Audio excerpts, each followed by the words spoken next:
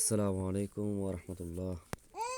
আমাদের এই কাজ চলতেছে আমাদের গ্রামের পাশে তুতিয়াঙ্গা গ্রামে।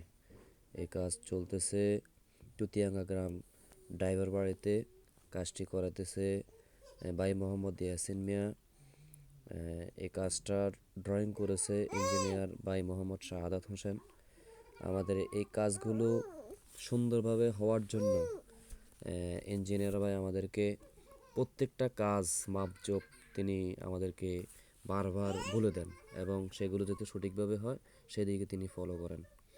আমাদের এই কাজটার আমাদের যে সিঁড়িটা হবে রাউন্ড সিঁড়ি।